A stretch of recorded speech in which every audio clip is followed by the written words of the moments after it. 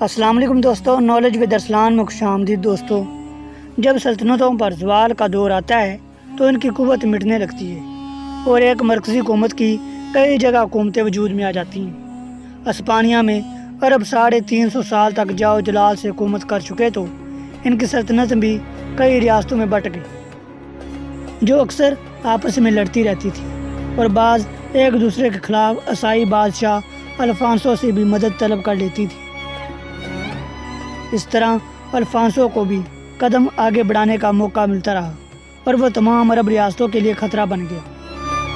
ان میں سے ایک اشبیلیہ کی ریاست بھی تھی جس کے فرمانروا متعمد نے بادشاہی میں بلند مرتبہ حاصل کیا ہو یا نہ کیا ہو، لیکن شعر و ادب میں اس نے لازوال شہرت پائی۔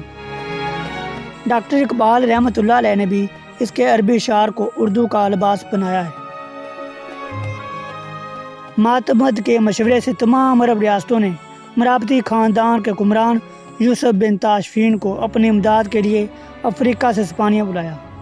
وہ فوج لے کر پہنچا تو الفانسو نے اسے لمبا چوڑا خط لکھا جس کا مطلب یہ تھا کہ کیوں مرنے کے لیے اسپانیہ آئے ہو، بہتر ہے چپ چاپ واپس چلے جاؤ، میں مراکش میں آ کر تمہارا شوق جنگ پورا کر دوں گا۔ یوسف نے اس خط کی پشت پر صرف 3 لفظ لکھے اور اسے بجنسا واپس کر دیا۔ ان لفظوں کا مفہوم یہ تھا کہ جو کچھ ہونا ہے تو اپنی آنکھوں سے دیکھ لے گا۔ غرض فوج لے کر یوسف بن تاشفین آگے بڑھا، عرب ریاستوں کے جنگجو بھی اس کے ساتھ شامل ہو گئے۔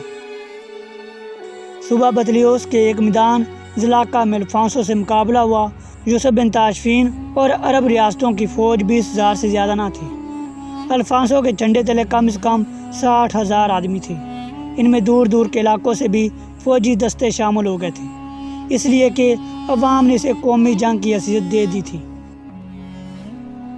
الفانسو نے یوسف کو پیغام بھیجا کہ جمعہ مسلمانوں کے نزدیک مقدس دن ہے، مسیح بھی اتوار کو مقدس مانتے ہیں، لہٰذا 2 دن تو کوئی لڑائی نہ ہونی چاہیے، البتہ ہفتے کا دن مقرر کر لیا جائے تو مناسب ہے۔ یوسف نے یہ تجویز منظور کر لی۔ دراصل یہ ایک فریب تھا۔ الفانسو چاہتا تھا کہ اسے بے خبری میں مسلمانوں پر ٹوٹ پڑنے کا موقع مل جائے۔ چنانچہ مسلمان جمعہ کی نماز ادا کر رہے تھے کہ اچانک الفانسو نے حملہ کر دیا اور لڑائی شروع ہو گئی۔ یوسف اپنی فوج کو لے کر ایک الگ مقام پر جا کھڑا ہوا اور عرب ریاستوں کی فوجیں الفانسو کے تیز و خون ریز حملوں کا نشانہ بنی رہیں۔ جب یوسف نے دیکھا کہ الفانسو کی فوج خاصی تھک گئی ہے تو پہاڑ کے حکم میں سے ہوتا ہوا الفانسو کے پیچھے سے حملہ آور ہوا۔ یہ حملہ ایسا سخت تھا کہ الفانسو کے چھکے چھوٹ گئے، ساتھ ہی اس کے کیمپ کو آگ لگا دی گئی۔ الفانسو نے شکست فاش کھائی۔ اس کی فوج میں سے کم 20,000 آدمی کھیت رہے۔ اس ایک فتح نے مسلمانوں کے لیے اسپانیہ پر مزید 400 سال کے لیے حکمرانی کی صورت پیدا کر دی۔ یہ لڑائی جو دنیا کے چند فیصلہ کن لڑائیوں میں شمار ہوتی ہے 23 اکتوبر 1086 عیسوی کو ہوئی تھی۔ یوسف عجیب و غریب شخص تھا۔ 100 سال کی عمر پائی اور اس طویل عمر میں ایک دن کے لیے بھی بیمار نہ ہوا۔